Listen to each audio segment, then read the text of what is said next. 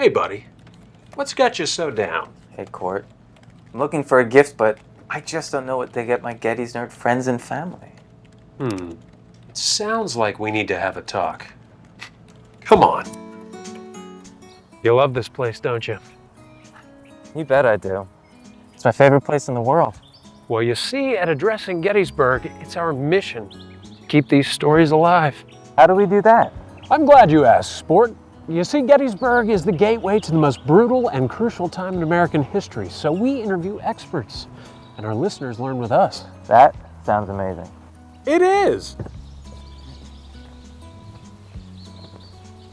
Mike, are you f***ing serious? What? It's for the commercial. What benefits do patrons get? You mean besides up to 4 premium episodes per month and Matt being the bee's knees as host? How about early access to special episodes, behind-the-scenes insights, and discounts for ticketed events? Whoa! None of the other history channels I follow do that for their listeners. That's because Addressing Gettysburg doesn't take its listeners for granted and really cares about us learning American history. You know, I should gift my Getty's Nerd friends and family an Addressing Gettysburg Patreon membership. You see, the answer was right under your nose the entire time. Make Addressing Gettysburg's Patreon a gift for the Getty's Nerd in your family this holiday season. Addressing Gettysburg wants you to learn about the Civil War with us, and we need your support. We'll run this ad until it gets annoying, and then we'll run it until you become a patron at patreon.com/addressinggettysburg or by scanning the QR code on your screen. Happy holidays. The hell are we staring at? No idea. Hello, everybody. Welcome to Addressing History. And today we are talking about a very interesting event in American history right before the Civil War, John Brown's Raid. And we're very honored to have with us today the great Dennis Frye, who has written this book here, Confluence, Harper's Ferry as Destiny. And you wrote it with Catherine, how do you pronounce that? Magi. Magi. Okay, Magi Oliver. And thank you for joining us today, Dennis. Great to be with you. I'm very honored to have this experience with you today. I am too. We've known each other, but not known each other. We only met like a month ago or 2 months ago, something like that. In front of the Dunker Church, Yes. when I was telling my friends to go tell that person in the car to shut up and turn the radio down because I can't hear myself think. That was you. That was me. That's when we first met. Right. That was not the radio. That was Mike on the phone. And I had my air conditioning up really high because if you recall, it was 90-something degrees that day. And I couldn't hear, so I had to crank the volume on the phone. I didn't realize it could be heard. Well, I'm glad it was Dr. Jen Murray and her husband didn't happen to know who you were, so they could go tell you to pipe down. Save my hide. Indeed, they did. Yeah. That was a really auspicious meeting. Thank you. It was. It led to this. I'm so glad to be here. I'm glad to have you too, and I'm glad we're talking about this this event here, John Brown's Raid. This episode's coming out when we the same time our Tavern talk on John Brown's Raid is, and I hope this will kind of give people a little idea of what the raid actually was. Because I got to tell you, when I was coming up as a kid and we learned the Civil War for 20 seconds in a history class, John Brown... It's now down to 12 seconds. Is it down to 12 now? Oh, good for them. John Brown and his raid was a brief mention prior to the Civil War. And no teacher that I ever had, at least, ever really, and no textbook for that matter, ever really explained to us how that led to the Civil War. And also, I remember Bleeding Kansas and everything, but again, maybe I wasn't picking it up, but I'm pretty sure it was the teachers weren't making that connecting all those dots to the Civil War. So the one confusion that I always had until very recently when I'm researching for the Tavern talk is exactly how does this raid lead us to Civil War? Because again, back in school, John Brown's Raid leads to the Civil War. But then when we get to the lead up to the Civil War, the real immediate months to it, it's all Lincoln's election. So how does that all work out? And then we'll get into the raid itself. So I'll begin with a statement that may be controversial. Okay. That's great because I love controversy. I love talking about issues that people have different perspectives and different opinions. And this is the statement I'll make. Abraham Lincoln does not get elected without John Brown. Okay. Go into that. When we repeat it? Repeat it, and then... There is no election of Lincoln in 1860 without John Brown. And John Brown is dead.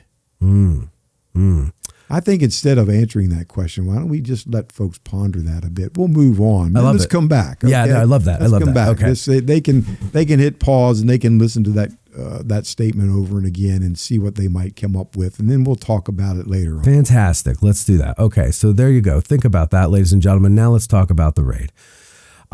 So where does the idea to raid Harper's Ferry come from? What is his overall goal? What does he want to do? I mean, he's been successful. He's been successful in Kansas with all the stuff he did down there. But where does he get Harper's Ferry? So first of all, we're going to ban a word from the rest of this discussion. Okay. If you say this again, we don't have any more discussion. Okay. Oh God. We're going to ban the word raid. Got it. Raid is a 4-letter word and a bad one as far as this discussion is concerned. All right. It is not on my notepad. It is not a raid. Now, ban raid. Yes. And I'm not talking about the raid that we use to kill bugs. Mm-hmm. We're going to ban the word raid for the rest of the John Brown discussion. The word raid is insulting to Brown. It's offensive to Brown. This is a war, Matt. Okay. This is no raid. This is the commencement of a revolution and the commencement of a war. We need to understand that. The whole concept of a raid gives you the idea that it's quick, it hits hard, it's over, and it's really inconsequential. Right. Everything I just said is consequential with respect to John Brown and what happens at Harper's Ferry at the commencement of his war. And what is the war? Your viewers know, of course. Many people in American history who study American history don't know, but the war is all about the complete elimination of slavery in this country. Wipe it out. Gone. And this is a mission. It is spirit-driven, spiritually driven. Mm-hmm. It is soul-driven. Every vein within John Brown and every coursing of blood that's pumping through those veins is dedicated to one mission in his life, and that is the eradication of slavery from the land of the free, because we aren't the land of the free. Right. And so Harper's Ferry is the start of the war. Now, why? Why Harper's Ferry? The answer can be summarized quite simply. Weapons. Weapons. You can't fight any war without weapons. Sure. Ask our friends in Ukraine how hard it is to fight a war if we don't provide them with the weapons necessary to fight that war. Sure. Or you put restrictions and limitations on those weapons. Brown needs weapons. He's always needed weapons. At Harper's Ferry, we have a United States Armory and arsenal. So not only are we manufacturing the latest model weapons, the most advanced, sophisticated weapons on the planet at the Harper's Ferry Armory, but we're storing those weapons there as well. And by 1859, a year before Lincoln's election, we have in storage at the Harper's Ferry Arsenal 100,000 rifles and muskets. 100,000. We can arm Could Grant. do a lot of damage. We can arm Meade and Grant with the Overland Campaign in 1864 with the weapons in the Harper's Ferry Arsenal, and have some left over. Yeah. And so the weapons are the target. We have to have the weapons to fight the war. This is an easy target as far as Brown is concerned. So you might be asking this. I would certainly ask this. Why would Harper's Ferry be an easy target? I mean, wouldn't you think that this is a government factory? Right. The weapons that are produced here aren't going into the hands of sportsmen. These are weapons that are being produced for our military, for our Army, for our cavalry, for our Marines, being produced at Harper's Ferry as they are being produced in Springfield in Massachusetts. So this is one of 2 federal armories, and there are only 2. Right. That's the other thing that's interesting. There's only 2 of them. Only 2. Yeah. So you would think that this is like a nuclear arms installation in modern standards. We have weapons here to defend the country, or if we have to go on the offensive, to allow us to do so in the hands of our soldiers. Right. It's phenomenally important place as far as the American military is concerned. We make weapons here for our men to fight wars.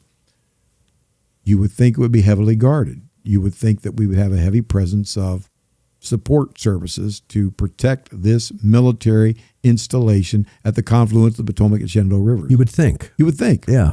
Well, here's part of Brown's war plan. War plan. You have to have intelligence. Right. You need advanced intelligence. You need to have scouts out there that can tell you what's going on so that you're prepared to make this assault and hopefully be successful. More than a year before the assault on Harper's Ferry, Brown has his advanced man embedded in Harper's Ferry. And he's a veteran of the Kansas Wars. John Cook. Cook, yeah. John Cook. Now, Cook is a dashing character. He's handsome. He's young. He's a lawyer. He's from New York. He's smooth. No one ever guessed that this man is a guerrilla fighter. He gets married while he's there, doesn't he? Yes, he marries a local woman in Harper's Ferry. Yeah. Yes. And they're expecting a child. Yes. And not Very only that, soon. he also teaches. He's a local teacher. He writes poetry about his beloved that is published in local newspapers. He goes and meets with estate owners in the area because he is an agent to sell a Washington book. And this is Washington country. Yeah. This part of the Shenandoah Valley. Washington himself owned land in the Shenandoah Valley, as did many of his family members. In fact, we have massive mansions in Jefferson County, West Virginia today, but Virginia at that time, that were built and owned by the Washington family. We still have Washingtons that live in Jefferson County. So he ingratiates himself in the local community. This man is in many respects the equivalent of a September 11th person who was living in the community, residing in the community, taking flying lessons. Nobody knew Getting who married. they were. Nobody knew what their plans were. Just another one of us, Right. in many respects. Right. A stranger who becomes part of the community. Yeah. And so Cook is gathering intelligence and information as Brown prepares to go to the war. Cook knows all the movements. He knows where the guards are. He knows when they come to work. He knows everything about the Harper's Ferry Armory and Arsenal. The most important thing he knows, nobody's there guarding it. Let me repeat, nobody. Right. There's no armed men guarding the Harper's Ferry Armory or Arsenal because it's inconceivable. Yeah, right. Inconceivable that somebody would assault this place and take weapons. How who naive would do that? But that's so, isn't it, like, by our standards today, that's so naive of the government. No one expected a John Brown. No one knew what Brown's plans were exactly. No one knew the target at Harper's Ferry. And it's really, really the government just completely unprepared. This works to Brown's advantage. They don't know. It's never happened. They didn't anticipate. And if you haven't had it happen before, and if you're not anticipating it, it actually opens the opportunity. Sure. So Brown has the opportunity, and he's got good quality intelligence that's come to him from Cook after a year of living there and observation. So we're going to succeed. So the plan is the war plan, and this is the first action of the war. We're going to come into Harper's Ferry, take weapons, and get out of Harper's Ferry. That's the plan. Go where? Well, we have a headquarters in Maryland, about 5 miles from Harper's Ferry, today known as the Kennedy Farm. It was owned by the widow Kennedy. Brown had rented this for $40 in gold. He paid in gold, rented it for a year. Brown is there as an alias. His name, interesting, he goes from Brown to Smith, Isaac Smith. And he's a complete stranger, but Harper's Ferry is used to strangers. It's the Baltimore and Ohio Railroad, for heaven's sakes. Yeah, yeah. And so people are coming through Harper's Ferry that nobody knows all the time. Right. So Brown is not an unusual person, not an unusual character as a stranger. But he establishes himself at this remote cabin farm located in the shadow of Elk Ridge, the mountains, and no one knows that he's gathering an army there. No one knows that he's gathering munitions and accoutrements there, and no one knows that he's going to ultimately bring the Harper's Ferry weapons that he captures there. And so the Kennedy Farm is his outpost. It's his forward post. His main headquarters, actually, for the whole operation of this war, not in Maryland, that's a slave state, not in Virginia, but Pennsylvania, Chambersburg. Right. Chambersburg is headquarters for the operation. That's the nerve center for everything. But he's got this advanced post on the forward lines, which is 5 miles from Virginia, and that's going to be where Brown ultimately will take the weapons once he seizes them. So again, get in, take weapons, get out. Now, I worked as a ranger historian at Harper's Ferry for close to 40 years, and people would say, well, how exactly do you propose to move 100,000 weapons? Good question. And each one of those weapons weighs 12 to 14 pounds. Yeah. Now, I want you to do some quick math for me. Jeez, you're asking a Well, see, I have a order historian's mind, so anytime I have to put numbers together, it's going to be a failed experiment. Yeah, exactly. I mean, the only numbers I'm good at come in fours, and they're always a date, right. a year. Right. That's all I know about numbers. So we got 100,000 weapons times 12. 12 pounds. How much million. is that? What was that? 1.2 million? Something. That's just, I don't know. I don't know. Somebody in the back? Is Anybody smart back there? 100,000 times 12. That sounds, is 1.2 million. That sounds I'm going to close guess enough. that. Mike? You got your calculator? Why are you asking us to do work? Well, because you're just sitting there for Because free. you have two historians here who don't know anything about math. So somebody needs to do this math for us. I'm going to go with 1.2 million. That's just off the top of my head. Having done, 1.2 million pounds, says John B. in the comments. All right, so 1.2 million pounds. 2,000 pounds in a ton. I know that. I know All that right, too. so that's the next mathematical calculation we have to have. We got 1.2 million pounds divided by 2,000 pounds. How many tons is that? God, how many tons is that? Division was the worst for me. A lot. Is that, what is that? Is they're doing this, that's 600,000 tons? What the heck? Wait, no, so you're trying to do 1.2 million divided by 2,000, divided by 2,000. Let me just do this here. Y'all didn't know you're going to get a lesson in math today, did you? This is really important. Brown has to calculate this.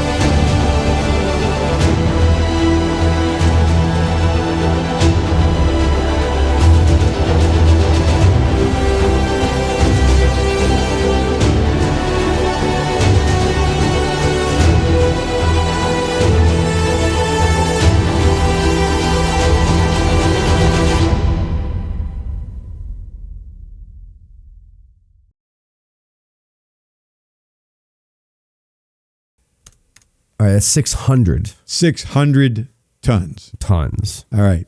How are we going to move 600 tons of weapons? How are we going to do that? Well, Does this present a logistics issue? yeah. Think about moving 600 tons with an army Yeah. a few years later. Right. 600 tons. Right. How many wagons that would require? How many mules that would require? Food for the mules. Yeah, Yes. got to fuel them. Got to Yep. fuel them up, and water, and on and on and on. So how are we going to do this, and nobody's going to know about it? Right. We're going to do this secretly. So already this war plan seems to curiously unravel. That like no common sense to this. Yeah. And that would be the question I often would get at the national park from discerning visitors, good quality visitors who could do math better than you and I can. And they would, say, how are you going to do this? Right. Mr. Ranger? But Brown has the answer. Okay, good. Brown has the answer. Finally. I don't need 100,000 weapons. My army is not George Meade's army. My army is not Lee's army in Northern Virginia. My army is a guerrilla force of 10, 20 men at a time. I don't need 100,000 weapons. Give me 2,000. Give me 2,000 weapons, maybe 3,000 weapons. But again, how are you going to, how many men does he go with? Well, we come into Harper's Ferry with 18 warriors, 18 fighters, soldiers. Many of these men are experienced Kansas fighters from the Kansas guerrilla wars. Okay. So it's not like he just went out onto the street and said, "Hey, I'm John Brown. I'm going to start a war on slavery. Would you like to join me? Why don't you come on over to the Kennedy farm and a couple nights from now we're going to go into Harper's Ferry. We're going to take some weapons. Right. And I think you'll be just perfect for that." No. His men are many of them veterans of war. All of them are passionate about terminating slavery. All of them. Right. All of them are willing to die. Right. True believers. Absolutely sacrifice their lives to eradicate slavery. And all of them are loyal to Brown. They all believe in Brown. They all believe in his plan. And so we still have to move several thousand out of Harper's Ferry, but it's doable. It's functional. We can do this. We can make this work. And we come in on a Sunday evening. We're going to start the war on a Sunday evening. And, in some respects, I've done talks in the past where I compared John Brown and Stonewall Jackson. And people say, well, how dare you compare Stonewall Jackson and John Brown? There's a lot of similarities in the way that these two men approach war. Okay. There's a lot of similarities in the way these two men approach God and spiritualism. There's a lot of similarities in the way these two men live. And so Brown is prepared. He's assured of victory because the greatest soldier ever created is the creator himself, God. And God, Brown is convinced, is not on John Brown's side. Brown is convinced that God is on the side of the slave, the enslaved. That God is now saying, it's time to end this. It's time to rid this nation of this. And you are my instrument, John Brown. I have selected you to do this on my behalf, on behalf of God, the Creator. And so Brown is convinced that he's got God directing him, God leading him, God choosing him. He is not just a man of God, he is God's weapon of war.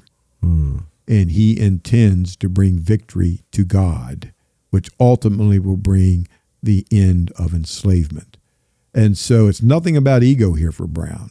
He's very willing to say, I am doing this because God has selected me as his warrior, as his personal messenger.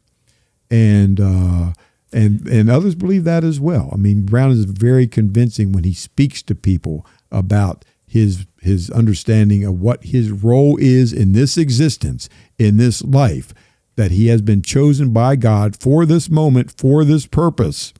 and God will back him and God will support him. So failure is impossible because God is with him. Have you had, when you were working for the Park Service, I'm sure when you would say things like that some people would, but they probably wouldn't ask you, but they would probably just blurt out that he sounded like a crazy man. Oh my. I mean, one of the fabulous things about Brown, working in a national park, wearing the gray and green as a park ranger at Harpers Ferry National Historical Park, I loved coming in every day. And I loved doing John Brown tours, John Brown programs, because people may not know much about Harpers Ferry, but one thing they did know was that John Brown came to Harpers Ferry. Mm-hmm. And one other thing they knew was they had an opinion about John Brown. Now, from their perspective, it wasn't an opinion. This is what I believe. Yeah. This is what I think I know about John Brown. And that was an incredible, rich resource, the visitor and their opinions of Brown to work with as a park ranger. Mm-hmm. I used to love to start a tour where I'd get there a little early and I would, all rangers are taught to do this, mingle with the audience and try to find out where people were from. And it was always an enlightening moment. And during Harpers Ferry, we attract visitors from all over the country and internationally, just like here at Gettysburg. Yeah. I mean, big audiences. Mm-hmm. And so on a hot summer day, it wasn't unusual to find a family from Massachusetts at Harpers Ferry. I loved it if I also, on that same day, on that same tour on John Brown, found a family from Mississippi. I thought, oh boy, this is going to be fun. We're going to have fun. And I literally would start the tour by engaging the public, the visitor. And I would go to Massachusetts after I've done my little introduction and say, okay, John Brown program and out we're going to go. But before we do, I understand you folks are from Massachusetts. Welcome to Harpers Ferry. What do you think of John Brown? And Massachusetts would tell us what they thought of John Brown. Mm-hmm. Out of the corner of my eye, I'd see Mississippi over here squirming. In fact, about ready to pick up the bench and throw it. Yeah, I bet. I mean, passionate. Sure. That's not what I think. And so, of course, after Massachusetts finished, I went to Mississippi and I said, well, do you agree with that? Oh, man. And right there it was. Right there was the story. Americans are very passionate about Brown, mm-hmm. but very divided. Right. Very, very opinionated. And much of it deals with geography. In fact, it was even better if I had somebody from California in the tour, which I often did. And after Massachusetts had their say, and Mississippi would respond in a very different way. Mm-hmm. And I'd look over to Massachusetts and I'd go to them, to California, I'd go to California and say, well, what do you think of John Brown? And the response usually was, never heard of him. Oh, interesting. Huh. So it was really a geography. Yeah. Plays a very significant role in what your formulation is, what your opinion is of Brown. And it has a lot to do with the regionalism, the sectionalism that we saw at the time of the Civil War is still in many respects is in existence today with regard to how you approach John Brown, how you teach Brown, how you think about Brown, how Brown is part of your culture, how you discuss Brown. Brown is very alive today. Yeah. He's very much within the American soul, and he's not hidden in that soul. He's not buried within us. People are very willing to express what they think. Well, even more importantly, people are even very willing to express what they feel about Brown, because Brown's not an intellectual exercise as much as it is an emotional response. How do you feel about John Brown? Well, I'm glad you're saying it that way, because as I'm learning about the war, if nothing else out of today, we know it is the commencement of the war. Yes, I've learned not to use the R word. But as I'm learning about it, I struggle with how I feel about him. And I really don't let my feelings get in the way of my study of anything in history, because it's all done. They're all dead. I mean, yes, we have the legacy of what they've done that we live with today, but in like directly, they don't affect my life. So I can look at them as a story. I can glean lessons from it. Kind of, that's just, I don't know, that's kind of the way of it. And so I can be dispassionate when I see people today getting angry about an injustice of the past. I go, yeah, that sucks. Thank God we don't have that world today. That's the way I look at it. And I can be kind of dispassionate, and I can just look at, okay, what are the facts here? What are the facts there? Oh, that's interesting. That must have sucked living in that time. But John Brown is different. I have feelings about John Brown. And I am on both sides of the fence on John Brown at this point. I see him as someone whose cause I believe in, but I don't agree with the tactics. Oh my! And I tell you, man, that was often the visitor's response in the national park. Of course, I believe in the cause. We don't like slavery. Don't want slavery. But Brown advocates violence. Yes, he does. Brown is not afraid to kill. No, he's not. You don't get in his way. No, you don't. Don't try to stop his war on slavery, right, because he will go to war against you. Right. And Brown has a reputation as a person who's willing to kill. Potawatomi massacre in Kansas became notoriously associated with Brown intentionally, because to understand Potawatomi, I don't have to go into the story, but the fact is that people were butchered with artillery broadswords and cut to pieces. Yeah. And Brown always had a journalist with him. Yes. John Brown wanted what he did reported. Yeah. So Potawatomi became front page news in the biggest newspapers in the country. Not necessarily did anybody say John Brown did this, but the result, the consequence was known that these were the abolitionists who did this. And the message that Brown was sending was very intentional and was part of his war methodology, which was terror. Terror.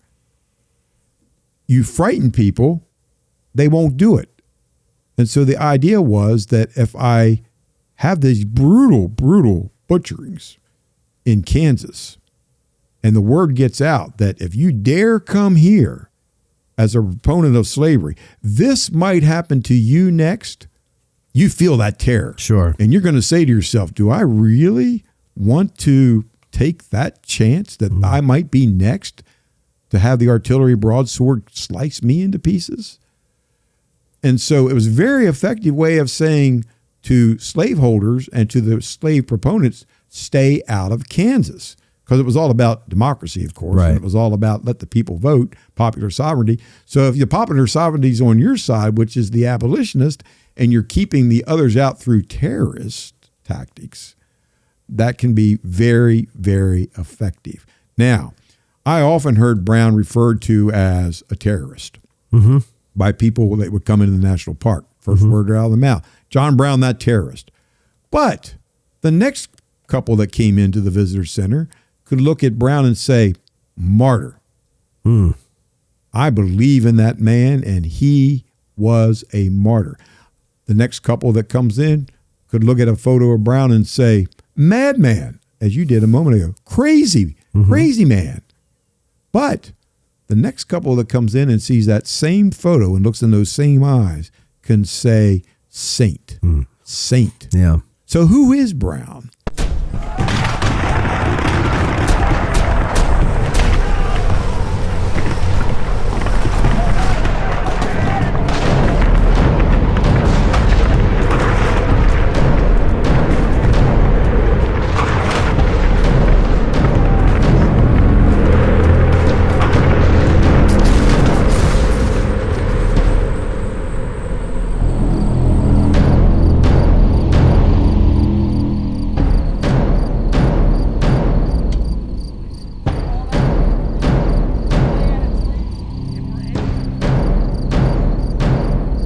How long did Pickett's charge take?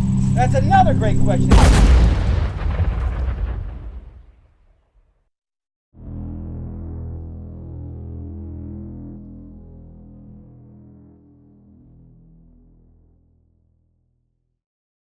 Brown is enigmatic. He is literally can be whatever you want him to be. Whatever you think you want him to be, John Brown can be that for you. And this is what makes him so fascinating, because it's your own conditioning. It's your own prejudice that defines who John Brown is for you. Yeah, it is. And that's what's so fun about this. Like, Yes. I'm enjoying learning about this because it's making me challenge what I think, like what a terrorist is. For example, you brought that word up. There's a lot of things. Not that, my word, incidentally. No, I know. But I mean, sure. One of the things about being a ranger, just so everybody understands here, that Dennis Frye is not taking sides with regard Right. to John Brown. No, yeah. The ranger job at Harper's Ferry was really fascinating because people came in on sides. Yeah. People came in on one side or the other. We almost never met anyone who was neutral on John Brown, but that was our job. The ranger job was to be perfectly neutral, so that if you at any moment shared what your personal opinion was of Brown, you were damaged goods. You were a damaged ranger. You were basically taking a position that was advocating as a government official for one side or the other. Well, no, that's forbidden. We couldn't Right. do that. Right. We wear that ranger uniform. That ranger uniform meant strict neutrality for every employee that had that uniform on. And so we would hear the words. Yeah, I'm sure you We did. would hear the words from Yeah. both sides. And, Yeah. I guarantee you, Matt, after every John Brown tour I did, and I've had the privilege of doing hundreds of them at Harper's Ferry, at the end of every tour, never failed, visitors would come up to me, and it was the ultimate compliment question. The ultimate compliment question. It was not a compliment. It was a compliment question. What do you think of him? What do I think Yeah. of John Brown? Yeah. I knew when they asked that question, I had succeeded. You did a good job. Because they didn't know where the Rangers stood, and they Good. wanted to know where the Rangers stood. Yeah. Of course, I would not say to them, I would never give them an answer. None of my Rangers would ever give an answer. The idea was, no, don't give yourself away. And so we would usually retort with, well, really what's more important is, what do you think of John Brown? That's a good answer. And then they would discuss their own feelings again, reinforcing whatever or maybe their perspective changed as a result of the tour. Yeah. But the point is, we weren't trying to open minds. We weren't trying to close minds. We were trying to open the discussion. And if people were willing to participate in the discussion, we as a ranger were successful. Right. And you can only do that if you present it from a neutral or impartial perspective. Yeah.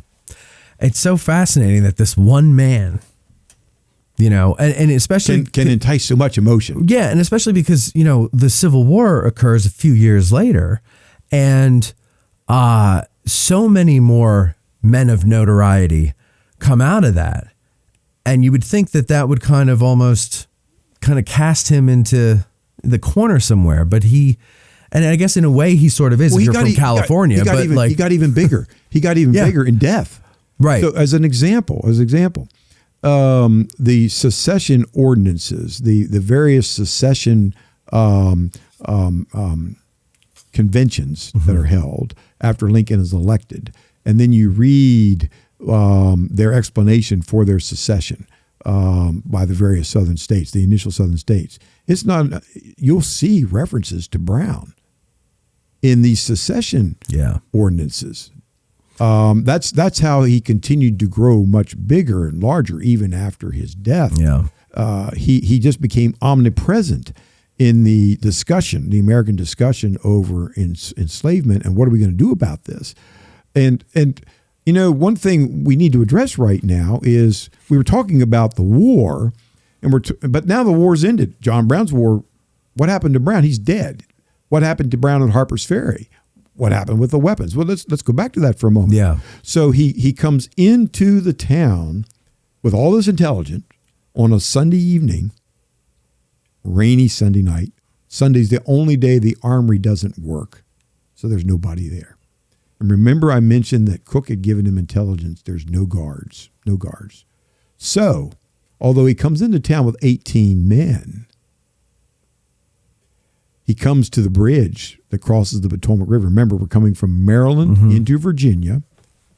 We've come about 5 miles from headquarters, the Kennedy Farm, into the bridge, the Potomac River B&O Railroad Bridge. It's also a pedestrian wagon bridge. 1 watchman. Yeah. A fire watchman. 18 against 1. You win. And he's not a guard. He's not armed. He's looking out for fire. He's looking. The most greatest danger to that bridge is fire. Right. We got locomotives coming through there spitting sparks. Yep. He's a fireman. We have our means in and out, and we didn't fire a shot.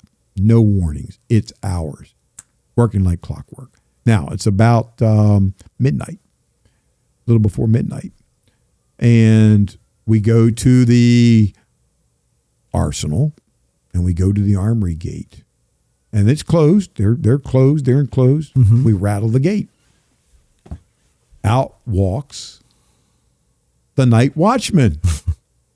Notice I said men, not men. Singular, one person. 18 against 1. Mm-hmm. And of course, the night watchman at the armory immediately succumbs. Keys open. And just like that, the arsenal, where there is no night watchman, because the watchman for the armory is also the same for the arsenal. Mm-hmm. Brown has everything. He's got it all. This is too easy. He knows this. It's working beautifully. The war plan is working well. And of course, he starts to spread his men out. And he actually sends some on a mission into Jefferson County to take hostages, to take some notable citizens that are slaveholders and to bring them back as hostages along with their enslaved. Mm-hmm. And so by the time that's finished, there are 11 human beings that a few moments ago are defined by the United States Supreme Court as property. Mm-hmm. When they come into the presence of John Brown, he welcomes them as a person, as a human. Right. That's happening at Harper's Ferry that night in the opening stages of the war. 11 enslaved now with Brown. Nobody talks about this. We do in Confluence. Yes, we you do. discuss Yes, this you in do. Confluence, Mm-hmm. but it's usually ignored. All the emphasis on the hostages, not those that they just freed. And so the war's underway. Things are going well. And then it happens. Now, any general, any captain, any sergeant, any private can tell you that the best war plans, something's not going to work at some point. No plan survives contact with the enemy. Exactly. Yeah. Well, you know what the enemy was in this case? A train? Yeah, but we even knew it was coming. Yes. We knew the train was coming. Yeah. So there's a passenger train coming in around 1:15, 1:20 a.m. on Monday morning. Now it's October the 17th. And Brown's men scattered out. Everything's quiet. Town's quiet. Everything's going well. And the train's going to come in from Wheeling. The idea was passengers get on, passengers get off, even though Brown's got everything surrounded. And it takes off across the bridge. Nobody knows anything that's happened at Harper's Ferry because the railroad is irrelevant. Brown's not trying to capture the train. He doesn't want the train. He just needs a train to do its usual. Come into town, pick up passengers, drop off passengers, and leave. Mm-hmm. And no one knows that John Brown is this mysterious blanket that is now hovering over Harper's Ferry. Well, one of the night watchmen escapes their captors and knows there's a train coming and hurdles off, rushes off as fast, sprints away as fast as he can towards the train. Yeah. Well, he gets there and the train stops. Not too far from the train station, but it doesn't come to the train station. So it's just sitting there. And there is a porter, a baggage porter, at the train station waiting for the train. And he's perplexed. He's befuddled. Why is it sitting out there and I can't do my job? I can't greet passengers and take their baggage, etc.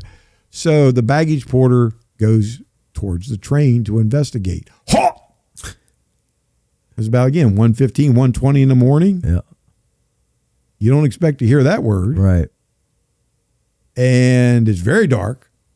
Remember, we don't have electric lights, and there's no gas lights.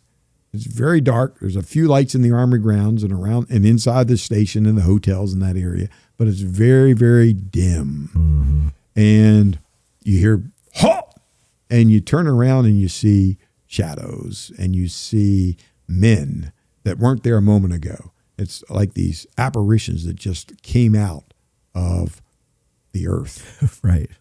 Well, you could deal with an apparition, but these apparitions have weapons. And you can see that they've got guns.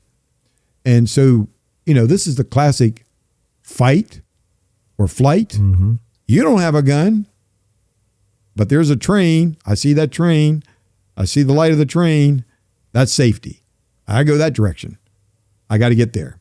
So the baggage porter flight takes off and running right at the train. Now he's a silhouette because we got a light.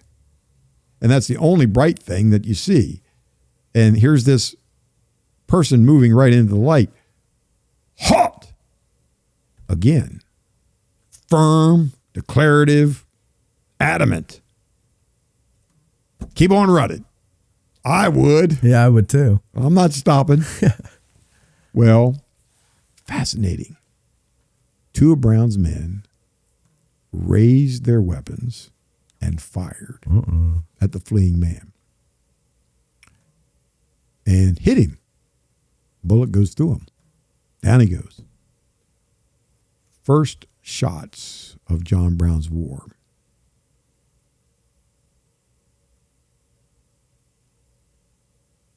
A question and a comment. The question is, why did they fire? There's no silencers on these rifles. It's 1:20, 1:25 a.m. Now, a lot of your audience has been to Harper's Ferry. Harper's Ferry is not a quiet place. No. I mean, the river rapids roar through there because the mountains, you're inside the drum. It's an echo chamber. It's an echo chamber. Gunshots. And I've fired weapons at Harper's, like powder weapons at night during demonstrations for the Park Service. I've fired weapons at night. It is not quiet. No. I mean, you can hear that gun go off a long distance away, and it echoes off the mountain. So at 1:25, 1:30 in the morning, we have shots fired. Curious. Well, why did they do that? And then, of course, the target, interesting enough, the baggage porter that's fleeing, his name is Shepard, Hayward Shepard, lives in Winchester, works for the Winchester and Potomac Railroad. Hayward Shepard is African American. Hayward Shepard is what they call a free black. He's not a slave. I put that in quotes because he has to have a sponsor to live in Virginia. Free blacks in 1859, 1860 required sponsors, white sponsors. Interesting. And his sponsor happened to be a very significant person in Harper's Ferry, the mayor of Harper's Ferry. Okay. And so Shepard goes down. The wound is mortal. He ultimately will die. The first man to die in John Brown's war to bring about freedom is a freed African American. The two that shot him, you ask why shoot, were they veterans from Kansas or were these new guys? There's some mystery as to who actually fired the shots. And history does not agree with exactly who that was. So it wasn't both of them, but it was one of them. Well, no, they were two different people, and probably they both fired. We don't know that exactly. Okay. And so that's one of those we probably will never know questions. We think they probably were associated with guarding the Potomac River Bridge. We don't know that for sure. They're the ones that somebody lost the night watchman that caused all this flurry. But the consequence of this is this. Two consequences.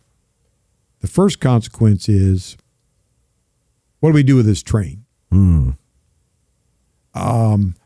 Somebody's going to miss a train if it doesn't show up at the next station, and people are going to start asking questions, and somebody's going to come looking for the train. Right. That's a problem for Brown. what do we do with this stalled train, who he has no interest in? Strategically, tactically, militarily, it is meaningless in this war. But now it is the meaning, because what the decision is on the train could have ramifications. Brown's in a terrible predicament. If he keeps the train there, somebody's coming looking for it. And if he lets the train go, word's going to get out. Right. Either way, he's screwed. Right. Yeah. Brown probably didn't use that word, but At Digital History Pioneers Foundation, we are about grassroots history on digital platforms. That means we are about podcasters, documentarians, YouTubers, and even TikTokers. All of these creators are out there trying to share their love of history with the public. They don't need ideas, they need funding, both from viewers and corporate donors. DH Pioneers' initial funding focus is on the Civil War era, with a special emphasis on the Addressing Gettysburg podcast. So be a vital part of the unique content Addressing Gettysburg has in store by donating at dhpioneers.com and help bring your love of history to the people. Digital History Pioneers is an IRS Section 501c3 approved charitable corporation that makes any donation tax deductible to the fullest extent of the law.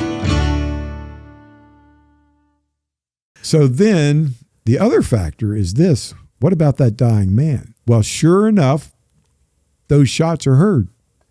And wouldn't you know that living in a boarding house right across from the armory, is a doctor, John W. Starry, Starry.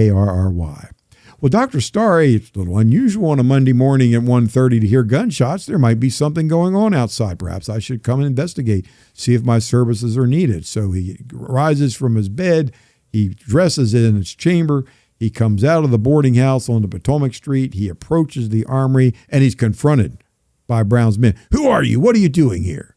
Again, it's very dark. These are shadowy figures.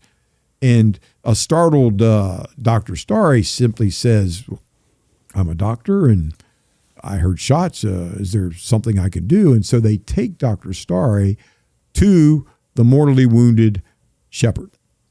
And apparently they have brought, this again is also open to debate, but some will suggest that he actually has been brought to the train station. So Dr. Starry can examine him in some light in the train station. Okay. And so Starry will look at the wound as a groin wound. He will pronounce it as fatal. Nothing he can do for Shepard, Hayward Shepard. And Brown's men make a terrible error.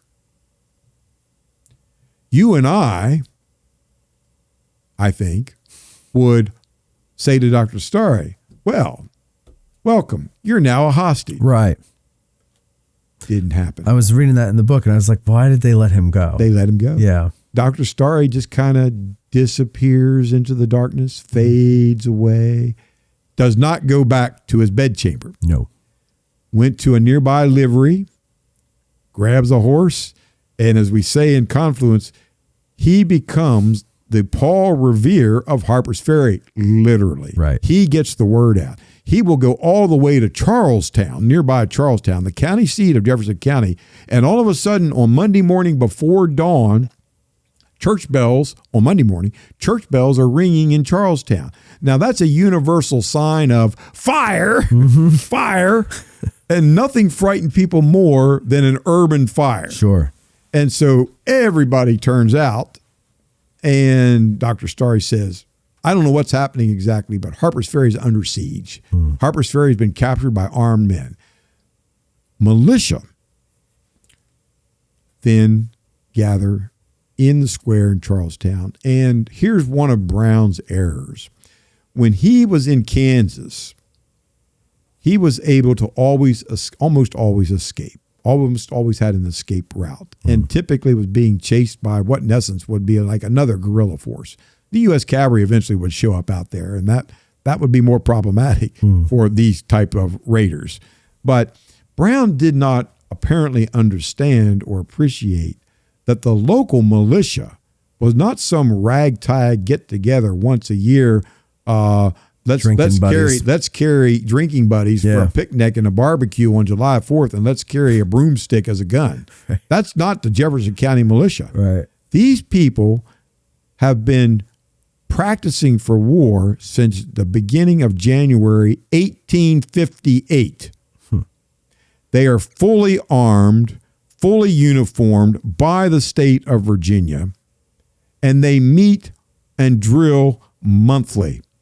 And they're under command of John W. Rowan, who is a Mexican War hero from Jefferson County.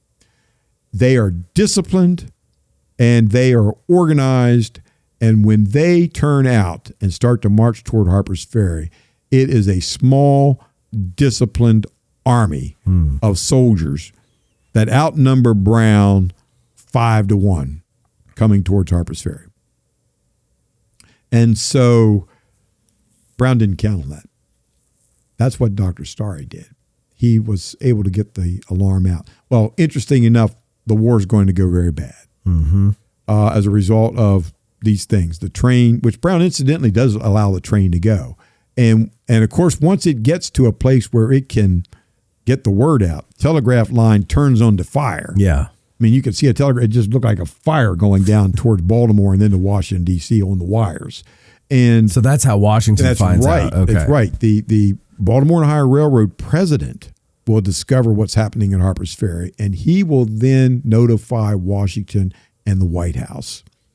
And President Buchanan will determine that, look, if we've got insurrection, and by this time, the word is it's insurrection. It's slave insurrection. Everybody's thinking Nat Turner. Mm-hmm. That's not what it is, but that's the fear. That's the terror. That's the immediate response. And so the President of the United States says, well, there may be militia, but we need the regulars to deal with this.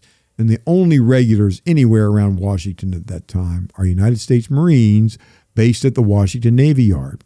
So they're called into action, and they're placed on a train.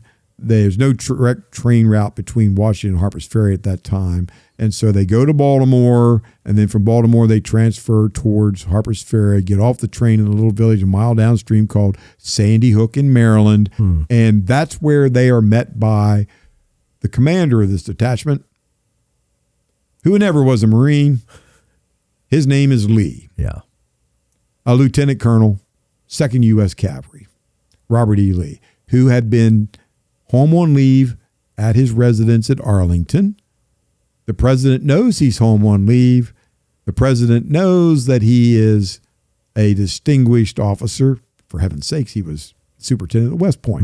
And he's right in the president's backyard. So an urgent message comes to Lee at home in Arlington, delivered by a young lieutenant in the cavalry at that time named Stewart. That's right, James Ewell Brown Stewart.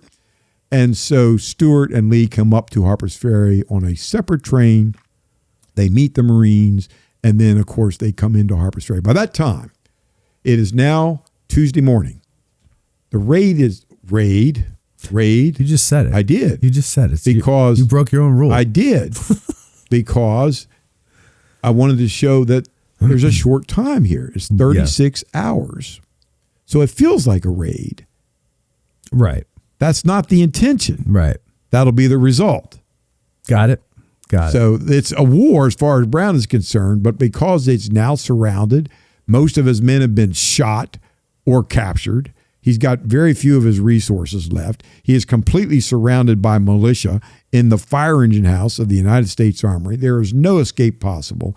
His only opportunity for bargaining is hostages. He still has 11 hostages, civilians, and these are high-ranking officials. Some of them are high-ranking officials of the U.S. Armory that are in that building with him that he has control over when Lee and the Marines arrive. And so now it's a standoff.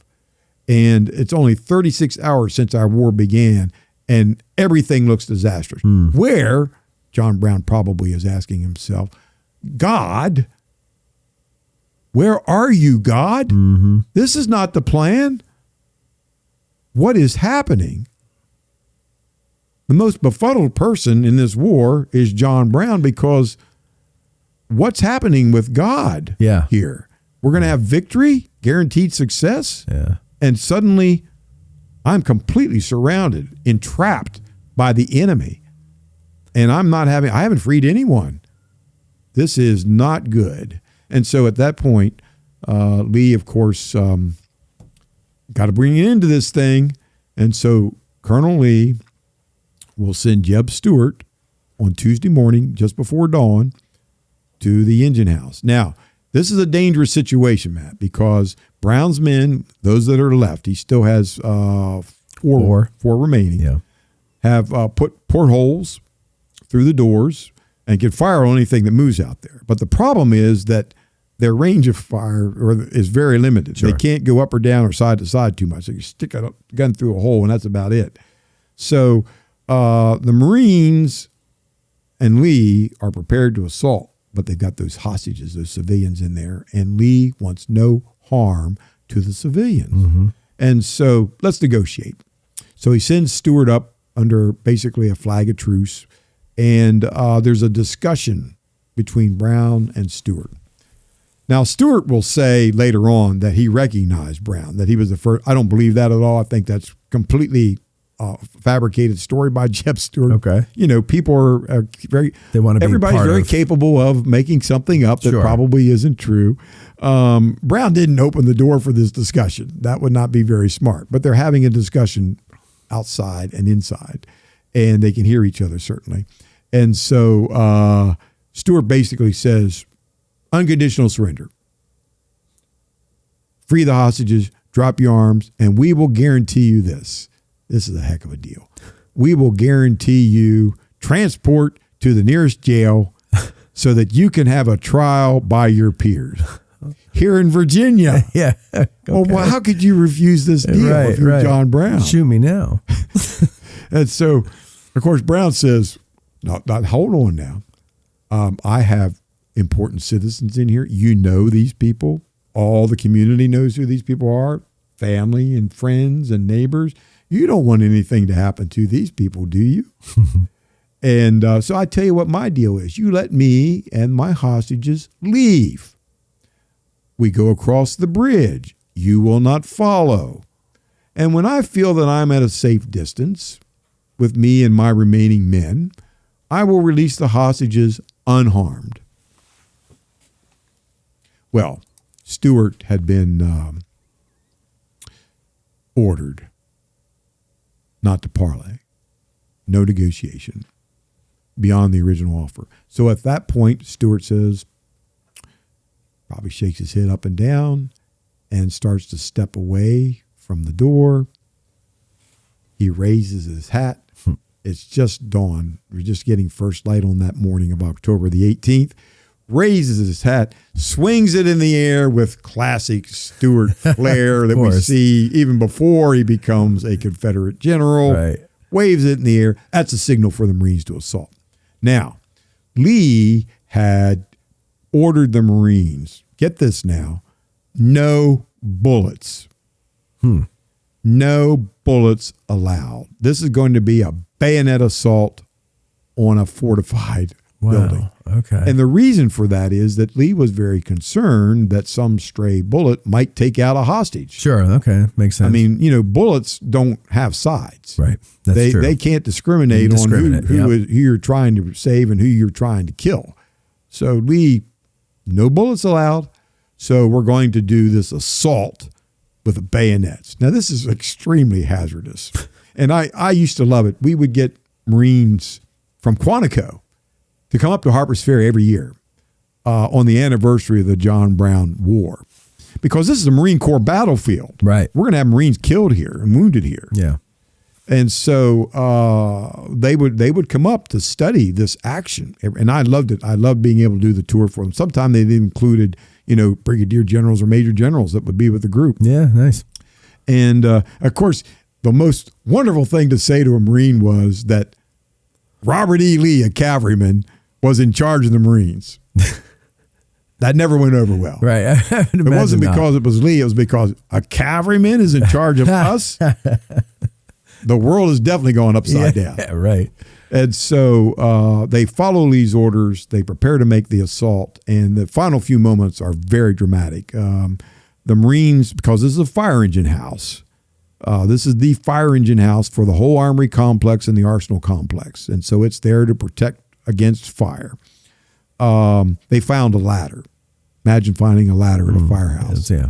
What a strange thing to find. Indeed. And so let's use the ladder as a battering ram because Brown has sealed the doors. There's 4 massive doors, and they're all sealed, and he's placed the fire engines with water in them up against the doors. These doors aren't moving. And so they think, well, maybe we can use a battering ram and see if we can dislodge the doors. So handpicked 12 Marines, volunteers basically, say, we'll do it. And so their first assault is a little bit sheepish, where they're using the building to try to protect themselves as much as possible. And then they're going to try to strike a frontal assault and not be shot. Okay. Very difficult maneuver. So they're not attacking it like from a distance head on. They're trying to flank it. Exactly. And then you're not going to have much force behind it. Right. And so when they do strike the door, it barely budges. Right. I mean, almost nothing happens. But preceding this, several Marines had gone to the doors, crouched down below John Brown's weapons so that they wouldn't be shot, and have tried to use sledgehammers to beat open the doors. That had failed. Okay. That's when then led to the idea, let's use this detachment to try to hammer our way through with a ladder. Well, the first assault failed, but they were striking at the same place that the sledgehammers had been smashing. Okay. So, of course, no Marine casualty at this point. Marines don't give up like that. Right. And so we're going to take this hill. And so this time they're going to stand in front of the fort and just full speed ahead. It's the classic damn the torpedo. Just damn the bullets. We're going in. And so the second thrust is a frontal assault, and they go full sprint with that ladder right into the door where the sledgehammers had been working. And sure enough, it's enough force to put a hole through the door. They penetrate the door. But it's only big enough for one person at a time to go in there. Yeah. All right? One person at a time. Yeah. Now, I want to ask you and your viewers a question. Okay. How many of you would willingly put your hand into a rattlesnake's nest? Not I. Just stick it in there. Nope. Just put it in there. See what happens. Nope. Nor will I stick my head in that hole. Well, obviously, you're not a Marine. No, I'm not. Hell no. The Marines are furthest going thing from a Marine. Marines are going in. Yeah. Marines are going in. Yep. And so Lieutenant Green, who is the leader of this detachment from the Washington Navy Yard, and there's 90 Marines, incidentally. Lieutenant Green, first man in. Armed only with his saber. Only with a saber. Remember, bayonet assault, no bullets allowed. Yeah. Armed with his saber. And Big Balls Green is what I call him. and it's basically a parade saber. It's a dress sword. Oh, right. Yeah. I remember It's this a dress sword. Yeah. And so in Green goes head first. Always, when I did my tours at Harper's Ferry, I'd always ask my audience, are there any Marines in the group? You never say former Marine, because a Marine's always Once a Marine, always a Marine. That's right. Yep. Any Marines. And often there would be a Marine or several. The first person that I would take in that building with me would be a Marine. Okay. Every time. Okay. And so in we go. Now, Green, it's still pretty dark, and it's smoky in that building because they've been firing, and it's really kind of hard to tell who's who. And it's not just Brown, there's 4 other combatants in there. Right. So there's 5 enemy soldiers inside this building who can kill you, and they're armed with sharp carbines. Now, they're not repeaters, but they can load them a lot faster, of course, from the breech. And so they're going to get more shots off than you, and you're not getting any shots off because Lee took the bullets. You don't have bullets, yeah. And so advantage Brown in many respects. And then remember, too, the hostages. At any point, Brown could literally turn around and, in essence, machine gun these hostages. Right. Well, let me pause here for a second, because you're describing all this stuff. There's how many engines in there? 2. 2 engines. 2 massive fire engines, one on each door. John Brown's fort that is down there today is tiny. Yes. Those 2 engines and 8 people or more. Well, let's see. You got there? Brown plus 4, and then you got another 11. Oh, 11. So you got 16 in there. in that building. Mm-hmm. When I know it moved around a lot. Did they miss a few bricks when they were putting it back together? It seems so small. So we're doing a sidebar here. This will be very quick. Yes. But it is really fascinating history. The Marine Corps battlefield I'm describing to you, the John Brown Fort today is not on that battlefield. It's not on the Marine Corps battlefield at Harpers Ferry. The Gettysburg Museum of History, located right here in the center of Gettysburg, PA. Owner and curator Eric Dorr grew up here and has spent his life collecting and preserving history through artifacts ranging from the Civil War, the Battle of Gettysburg, World War II, presidential items, pop culture, and more. His museum is free and open to visitors Wednesday through Sunday, 11 to 5 p.m., where you can stop by and immerse yourself in some of the most amazing artifacts that you would never believe exist in the middle of Gettysburg. If you're a fan of Band of Brothers and Everything Easy Company, you'll love his exhibit featuring the Dick Winters collection and artifacts from D-Day. You can even own your own piece of history by buying one of the many relics they have for sale in the museum and on the website gettysburgmuseumofhistory.com. The Gettysburg Museum of History is a non-profit 501c3 organization with a foundation that allows all purchases and donations to keep the museum operating and open free of charge. They have been featured on the History Channel, the Travel Channel, the Smithsonian Channel, and the Science Channel. Now you can check them out on American Artifact, the series on the YouTube channel, The History Underground. So that's the Gettysburg Museum of History at 219 Baltimore Street or the gettysburgmuseumofhistory.com. In other words, you're saying it's not where it was during the original location. Right. Yeah. It's about 150 feet from its original location. Mm-hmm. The building has been moved 4 times. The first time it was moved was in 1891, and it went to Chicago for what was the Columbia World's Fair, the Columbia Exposition of 1892, 400th anniversary of Columbus. And it stayed in Chicago for some time. It eventually made its way back to Harpers Ferry. In fact, a woman journalist named Kate Field was responsible for raising the money to bring the John Brown Fort from Chicago back to Harpers Ferry. But it was too late to put it on its original location because it was now under a railroad embankment. The main line of the B&O Railroad purchased the armory grounds, and the John Brown Fort, along with much of the armory, was buried under a 14-foot embankment. The actual fort? Not or the fort, location? But the location. Okay. Right. Yeah. And so when the fort returned piece by piece, brick by brick from Chicago, it was rebuilt on a farm more than 2 miles outside of Lower Town, Old Town, Harpers Ferry, 2 miles from its original location. Yeah. Then it got moved again a third time where it was dismantled and moved to the Storer College campus, the African-American school that sat up on the hill at Harpers Ferry. Mm-hmm. And it remained there until that school went out of business as a result of Brown versus Board of Education. Ultimately, the National Park Service purchases the campus and the John Brown Fort on the campus. Okay. And in 1968, the National Park Service picked the whole building up with a crane. Okay. Didn't dismantle it. Okay. Picked the whole thing up with a crane. I have pictures of it in Confluence. Yeah. Put it on the back of a flatbed truck and brought it from Upper Town Harpers Ferry down between the rivers. It was a heck of an engineering effort. And sat it on NPS property, which was 150 feet from the original site because in 1968, the Baltimore and Ohio Railroad still owned the original John Brown Fort location. And so that's why it's not where it is or was, and it's not the actual Marine Corps battlefield. It's close, very close, yeah, but not quite there.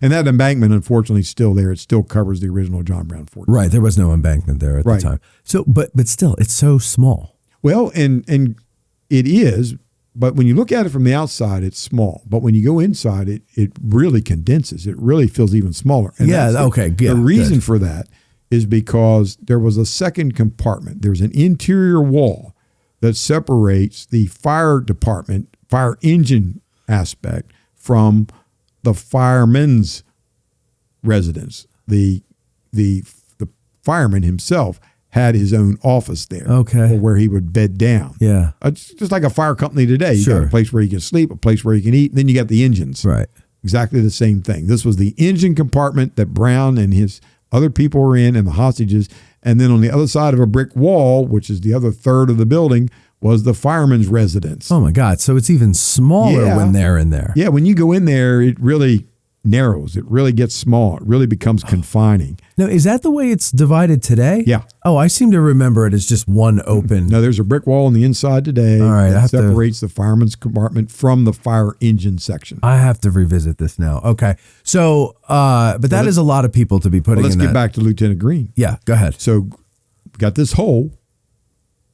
Head first, in goes Green. He doesn't go through the hole and stand up. He goes through the hole, and there's a fire engine, massive fire engine, Right. blocking him. He can't stand up. And so what Green does, this is incredible bravery, Yeah. as we would expect from a Marine, Of course. is he crawls on the floor under the fire engine. Right. He's in the rattlesnake nest. Mm-hmm. And as soon as the fire engine ends, he pops up in the middle of the room, sword extended. And one of the hostages points towards the front of the room in between the fire engines and says, apparently, according to Lieutenant Green, "This is Osawatomie." Oh. Now, we don't know if Green actually knew who Osawatomie was. It doesn't make any difference. Right, Osawatomie right. is Brown's nickname from his Kansas fighting days, his guerrilla days in Kansas. Osawatomie Brown. That was a compliment for Brown, Right. Osawatomie. Yeah, yeah. But what we do know is Green turns and he sees a man armed who may have just fired a shot outward, and he knows that's a combatant, enemy combatant. So Green wastes no time. The Marines are not ordered to seize these men alive. Right. They are ordered to get the hostages out of there alive. And so if body count has to happen, it's going to happen. And so Green doesn't say surrender or throw down your arm. He's going to go kill this man. It's John Brown. And so he immediately extends the sword, takes one step, two steps, and thrust.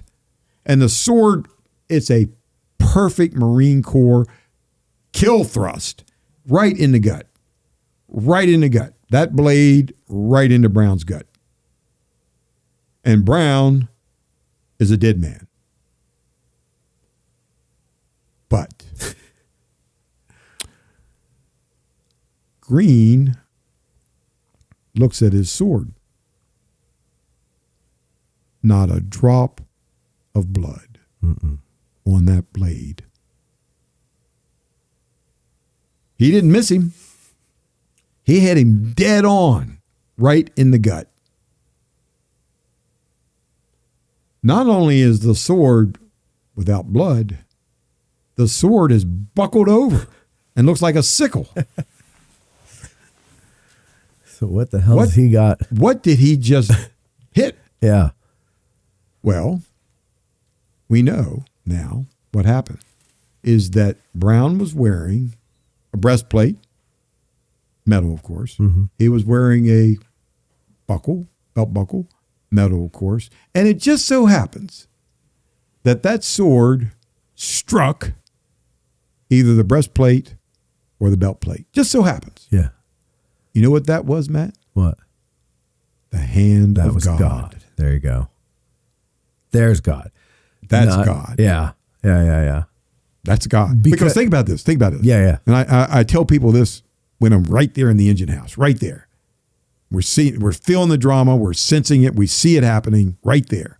And I say to my audience, just 1 inch left or right, 1 inch up or down, Brown is dead. And are we talking about him as much as we do today if he dies there? No, and not absolutely the way not. he did. Right. Absolutely not. He would become more of like an asterisk or a footnote in history that, here's this crazed man who had this crazed idea, who attacked a United States government installation, who failed and was killed. And that was the end of it. Yeah. That wasn't the So end. that's why you're saying that's the hand of God. Yes. Not for helping him with his accomplishments in his day, but his accomplishments at after that his death. moment. Well, no. The very fact that God's hand kept Brown alive allowed Brown then to exchange the sword for the pulpit. Okay, gotcha. And we'll go there in a moment, but first, it's over in about 3 minutes, everything. Other Brown's men are either bayoneted or captured. Every hostage freed unharmed. Okay. Every hostage. And one of them was what? George Washington's great-grandnephew? Yes, Lewis Washington, Yeah. yes, who Brown had wanted to capture for the symbolism of the Washington name. And he also had some artifacts that George himself had owned that had come down through the family that now Brown had. Very symbolic. He also had enslaved that were brought to Harper's Ferry and freed momentarily. And so it's over. The war at Harper's Ferry that began with such great promise, with such great opportunity, and with pretty simple execution. Get in, weapons, get out. Complete catastrophe. Absolute, abject failure. Brown is a failed warrior. And that's how he's known in terms of this war. Failed war.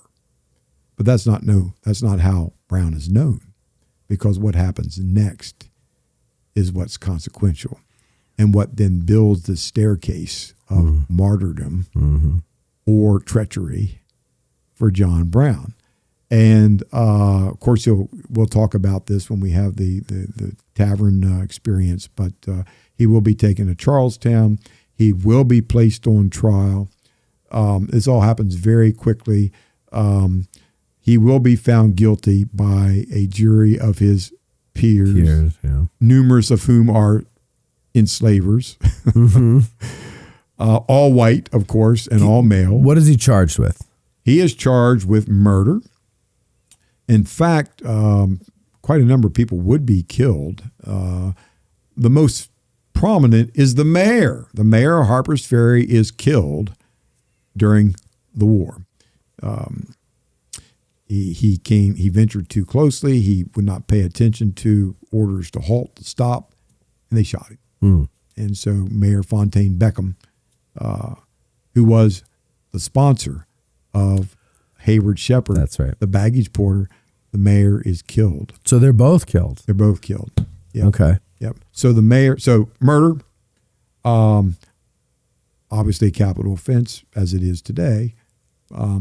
Inciting, treason. Treason was the second.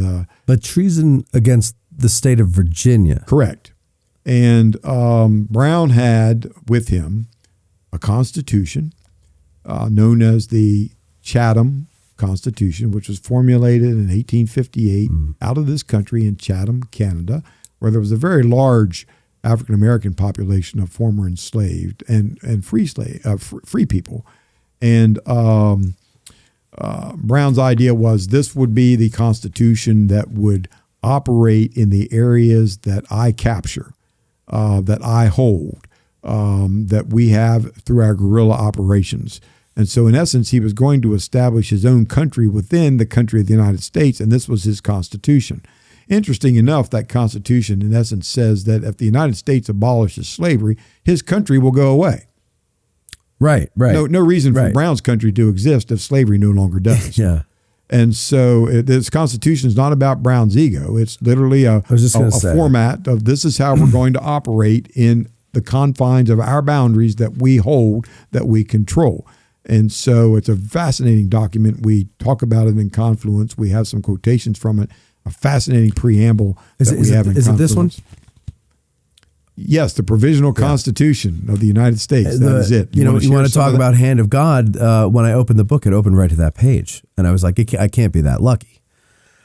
Slavery, whereas slavery throughout its entire existence in the United States is none other than the most barbarous, unprovoked, and unjustifiable war of one portion of its citizens upon another portion, the only conditions of which are perpetual imprisonment and hopeless servitude or absolute extermination, in utter disregard of those eternal and self-evident truths set forth in the Declaration of Independence. Therefore, We citizens of the United States and the oppressed people who very important. And the oppressed people. Notice the words, and the oppressed people. Who by a decision of the Supreme Court are declared to have no rights which the white man is bound to respect, together with all people degraded by laws thereof, do for the